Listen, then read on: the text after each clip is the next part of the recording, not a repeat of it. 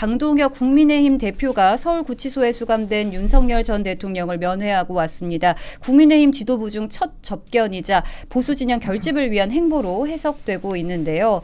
자, 특별 면회를 신청했으나 불허가 되자 일반 면회 형식으로 이 장동혁 대표와 김민수 최고위원이 함께 10여 분간 윤석열 전 대통령을 만나고 왔습니다. 자, 이번 면회 어떻게 보십니까? 일단 제가 이번 면회 관련해서 우리가 언론사 기사들도 랭킹이 있잖아요. 관심도나 조회수나 10위권에 없습니다. 그러니까 제가 무슨 말을 하고 싶냐면 지금 언론인들과 일부 정치인들만 심파극을 찍고 있다라고 저는 생각을 합니다. 그러니까 장동혁 대표는 당원들과의 약속을 지킨 거예요. 그리고 전직 대통령에게 인간적인 도리를 다한 겁니다. 그러니까 국민의힘이 정권 교체할 수 있도록 최전방에서 노력을 했던 사람이고요. 실제로 집권하고도 지금 재평가를 받고 있지 않습니까? 많은 좋은 역할들을 했습니다. 그리고 민주당과 정치적인 이런 어떤 악의 다툼 속에서 비상계엄이라고 하는 수단, 그 수단에 대한 부적절성이 헌법재판소에서 인정이 되기는 했지만 민주당도 마찬가지로 책임이 있다라고 하는 게 국민적인 민심이거든요. 그러니까 이재명이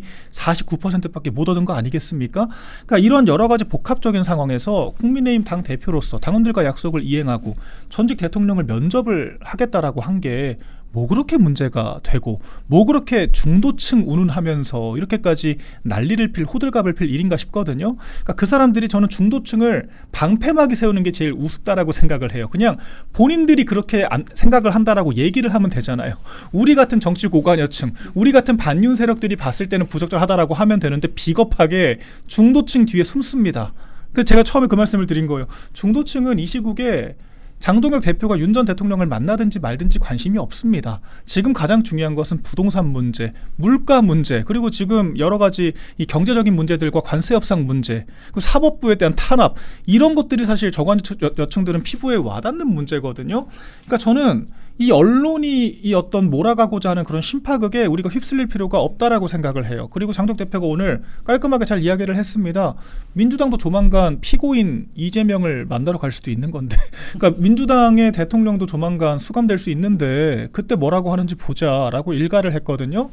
그렇지 않습니까? 이재명이라고 하는 사람은 이미 지난 대선 때부터 그런 범죄 사법 리스크에 대한 지적들이 있었고 5개 지금 재판을 받는 피고인 신분으로 대통령이 된 건데 언제 재판 재개되고 언제 신분이 박탈될지 알 수가 없거든요. 그렇기 때문에 한 치 앞을 못 보는 얘기를 그렇게 쉽게 하는 것이 아니라고 생각하고, 저는 가장 큰 문제는 우리 당에서 호들갑을 떠는 사람들이에요. 몇 명 되지도 않거든요. 어제 보니까 김재섭 그리고 정성국 딱 2명입니다. 친한동훈계로 분류되는 사람들은 정성국 1명밖에 없어요. 참 철딱서니가 없죠. 정성국 의원은 한국교총직능단체 할당제로 단수공천된 사람입니다.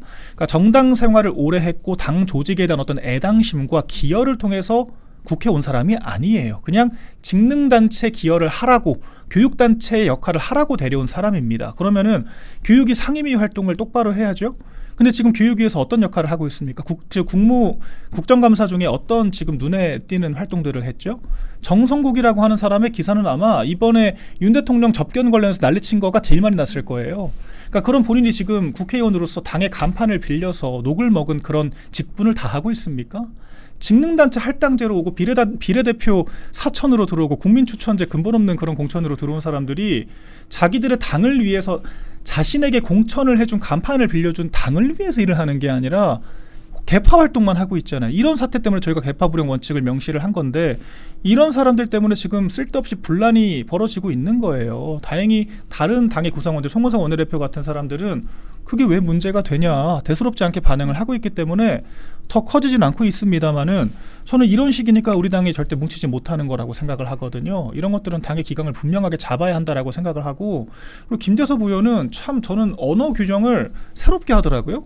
무책임하다라고 비판을 하더라고요. 당대표가 당원들과의 약속을 지키는 게 무책임한 거면은 안 지키는 게 책임감 있다라고 하는 말을 하고 싶은 건가요? 책임이라고 하는 사전적인 정의가 달라진 게 아니고서야 앞뒤가 안 맞는 이야기를 지금 하고 있는 거고, 오히려 지금 불필요하게 분란을 키우고 있는 것은 본인들이라고 하는 걸 명확하게 알아야 될 것 같습니다. 네, 정치는 결국 신뢰 문제겠죠. 약속을 지켰다는 점에서 이거는 평가받을 부분이 있다라고 생각을 합니다. 자, 근데 일각에서는요, 타이밍의 문제를 지적합니다. 면회 자체보다 왜 지금이냐, 이런 지적도 나오고 있거든요. 네, 일단은 그 정치인이 가장 지켜야 되는 그 덕목 중에 하나는 약속을 지키는 건데 약속을 지키는 거라 저도 생각이 되고요. 그 타이밍은 지금 아니면 적절한 타이밍이 없습니다. 그 만약에 당선되고 나서 바로 면회를 갔다. 라고 하면 거기에 대해서 또 여러 가지 온갖 구설수와 뭐 여러 가지 얘기가 많았을 거예요. 그리고 이게 국정감사 끝나고 예결 시즌 끝나고 연말에 갔다. 그러면 추석 송년회 때 또 막 확 난리가 났을 것이고, 그러니까 추석과 송년 시즌 사이에 가야 되는 것이고요. 해를 넘기면 작년에 왜 안 갔냐부터 시작을 해서 지방선거를 앞두고 있는 상태에서 간 거에 대해서 또 여러 가지 왈가왈부가 있을 겁니다. 그러면 장동혁 대표가 적절히 타이밍을 잡은 거예요. 이 면회라는 게 여러분들 뭐 무슨 뭐 한두 달 준비해가지고 가는 게 아니라요. 그냥 인터넷으로 요즘 신청해가지고 장동혁 쓰고 주민등록번호 쓰고 나는 윤석열이라는 사람 수감번호 쓰고 신청하겠다라고 해서 클릭하고 뭐 내일 가겠다 모레 가겠다 해서 갈 수 있기 때문에 장동혁 대표의 정무적인 판단으로는 면회 가는 게 맞다고 생각을 해서 시기가 맞다고 본 거고요. 또 어쩌면 이러한 결도 있습니다. 장동혁 대표가 지금 당을 잘 이끌고 있다고 저는 보여지는 게 하나가 어떠한 리더가 모습이 안 보여야지 그 집단은 잘 굴러간다고 저는 봐요. 장동혁 대표가 언론에 나왔던 게 그 당선되고 나서 언론에 빵 나왔고요. 또 이재명 그 대통령이 정청래 둘이 불러가지고 장동혁 대표가 이제 농담하면서 뭐 그러면서 언론에 많이 나왔고요. 최근에는 그 약간 당을 운영하는 게 점잖게 운영을 하고 있어요. 그래서 지금 시즌에서 한 번 더 이름을 부각시킬 필요성이 있다라고 해서 나온 거고요. 그 타이밍상은 적절했다라고 보여지고 지금 장동혁 대표의 이 면회에 대해서 다 형식을 비판하지 내용을 비판하려면 갔다 와서 뭐 예를 들어서 윤석열 대통령이 어떠한 메시지를 냈다. 이걸 전달하면서 막후 정치냐 아니냐 이런 얘기가 나와야지 비판 가능성이 있구나라고 그나마 좀 볼 텐데 지금 모두들 갔다 안 갔다. 그 시기가 언제냐 이런 형식적인 내용만 가지고 말을 하고 있는 걸로 봐서 지금 비판하는 사람은 안 가도 비판할 사람들입니다. 그렇죠. 안 가도 야 간 다음에 왜 안 가 이럴 사람들이다. 예, 그렇게 생각됩니다.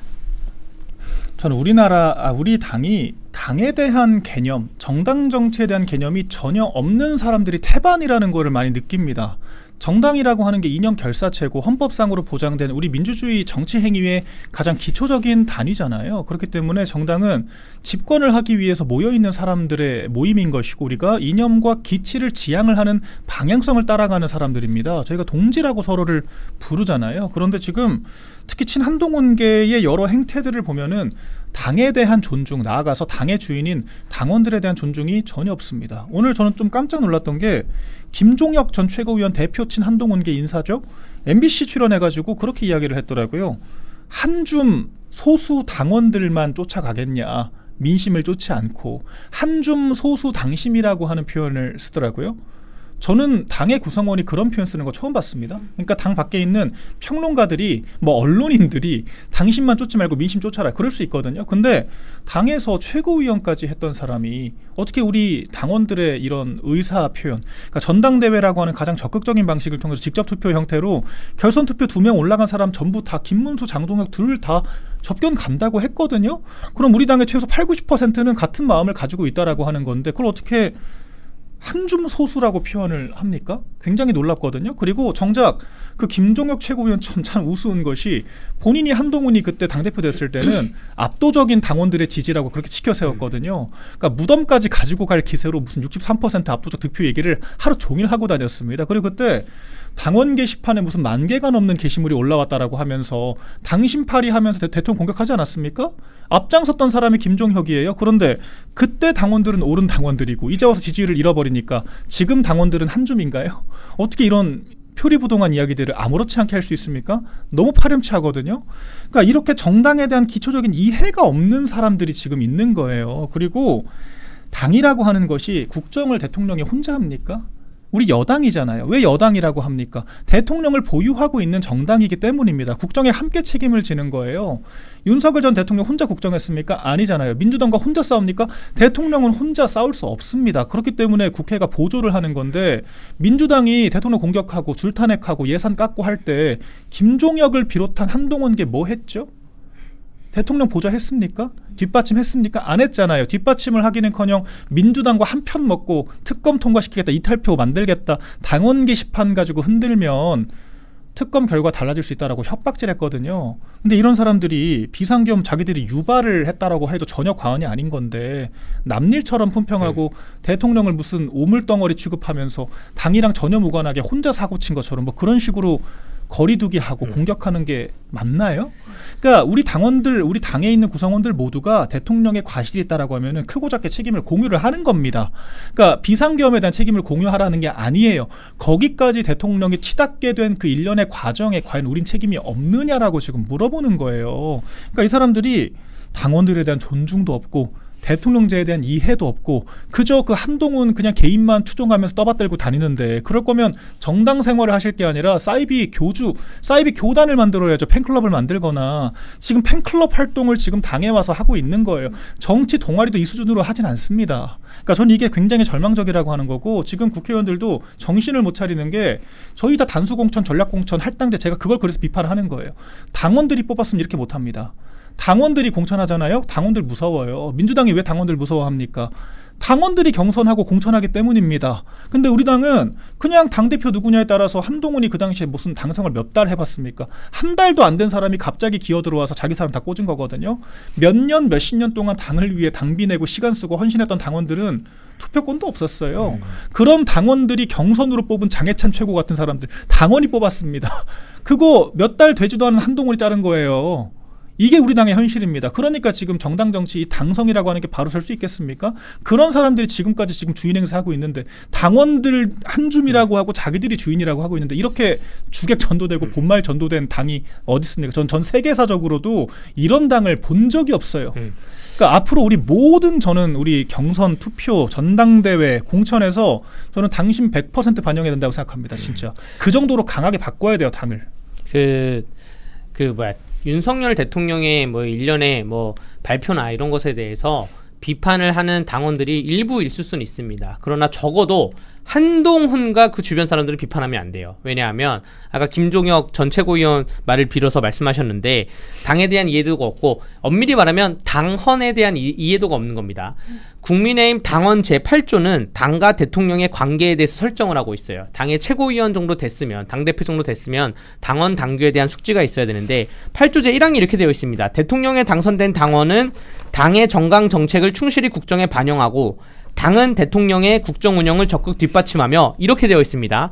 그 결과에 대하여 대통령과 함께 국민에게 책임을 진다. 그러면 대통령께서 12월 3일날 계엄을 어떠한 연유에 있어서 발표를 했던 그 당시에 당 지도부가 누구입니까? 한동훈 대표와 그때 있었던 최고위원했던 사람들이에요. 적어도 그 사람들은 대통령과 함께 책임을 지는 자리인 거지 그 사람들이 대통령의 일련의 행위에 대해서 비판을 하거나 또 혹은 지금 당 지도부가 대통령을 면회간다 그래서 비판을 할 그러할 그 행동은 당헌 제8조에 위반되는 행위다라고 말씀드릴 수 있습니다. 네. 잘 알겠습니다. 앞으로 국민의힘 그리고 장 대표가 보여줄 행보 지켜보도록 하겠습니다.